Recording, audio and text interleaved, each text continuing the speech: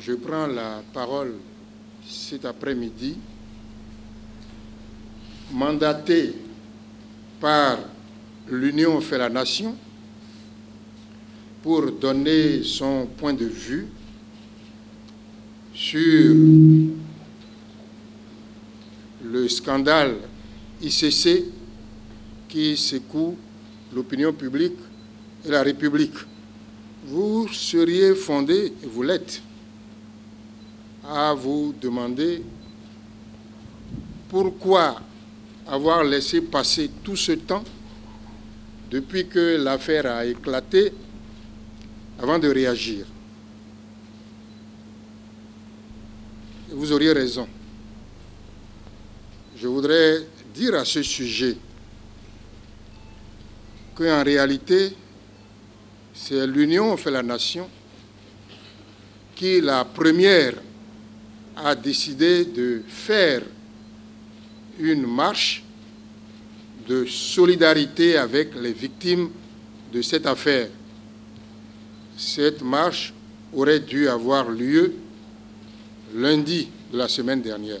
Nous y avons finalement renoncé. Pourquoi? Nous y avons renoncé pour ne pas rentrer dans la logique de provocation qui est celle du pouvoir en place. Vous avez observé en effet que chaque fois que l'opposition organise une manifestation, le pouvoir Yaïboni se dépêche d'organiser une contre-manifestation le même jour, à la même heure, et souvent sur les mêmes lieux. C'est ce que nous appelons la logique de confrontation. Car lorsque des militants de chacun des deux camps se rencontrent à un tel endroit, il est facile de deviner que ce n'est pas pour se faire des bisous. Et singulièrement dans cette affaire-là, si nous avions organisé, nous autres, une marche de solidarité ce jour-là avec les victimes, vraisemblablement, les marcheurs de la mouvance auraient créé des incidents préjudiciables à l'ordre public et à la paix dans notre pays. Ce sont des irresponsables. Et comme nous autres, nous ne sommes pas des irresponsables, comme l'Union fait la nation est quand même composée dans ces structures par un ancien chef d'État, par 3 anciens présidents de l'Assemblée nationale, par des anciens ministres, par des députés, puisque l'Union fait la nation constitue un parti de gouvernement, nous avions l'obligation non seulement d'éviter la logique de provocation, mais de nous donner le temps, le recul nécessaire pour nous informer, pour faire des investigations et pour recueillir les éléments qui nous permettent de donner notre point de vue sans grand risque de contestation. Et pour ma part, vous me connaissez, je ne dis jamais rien en public qui ne puisse être vérifié. Voilà les raisons pour lesquelles nous avons pris un peu de temps avant de nous présenter à vous aujourd'hui. Nos premiers mots sur cette affaire seront des mots de compassion et de solidarité à l'endroit des victimes.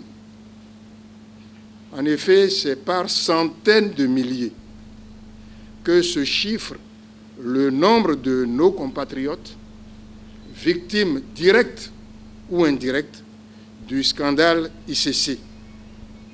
On ne compte pas le nombre de pères de famille, le nombre de mères de famille, le nombre de nos sœurs, de nos frères, des travailleurs, des étudiants et j'en passe, qui se trouvent aujourd'hui spoliés aucune fraction de la classe sociale de notre pays n'est épargnée.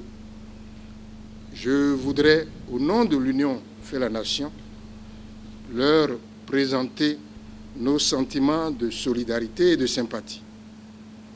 Les sommes escroquées s'élèvent, d'après nos sources, à plus de 100 milliards de francs CFA. Nous exprimons donc notre compassion à nos compatriotes, mais nous exprimons aussi notre compassion à l'ensemble de notre peuple, car il n'y a pas si longtemps encore, le Bénin était partout présenté comme un modèle de démocratie, comme un modèle de gouvernance, et voici qu'aujourd'hui, la presse internationale ne parle plus de nous que comme étant les champions du scandale financier. Notre peuple mérite mieux et nous nous devions de lui présenter aussi notre compassion. Scandale ICC, de quoi s'agit-il en réalité, chers amis? ICC est une ONG créée sous le régime de la loi de 1901, c'est-à-dire une simple association. Cette simple association s'est livrée à des activités de collecte d'épargne. Au Bénin, dans notre pays, la collecte d'épargne est régie par deux lois. Il y a la loi du 27 juillet 1990 qui porte réglementation bancaire et il y a la loi du 8 août 1997 qui porte réglementation des institutions mutualistes ou coopératives d'épargne et de crédit. Au terme de la première de ces lois, pour collecter des fonds de façon habituelle et professionnelle, il faut être une banque. Ce n'est pas le cas de ICC. Par dérogation à cette première loi, la deuxième loi que j'ai citée dispose que les mutuelles et coopératives d'épargne peuvent solliciter des fonds. Mais pour se prévaloir de la qualité de mutuelle, de la qualité de coopérative, il faut que la structure concernée ait été formée sous forme de tutelle ou de coopérative. Ce n'est pas non plus le cas d'ICC.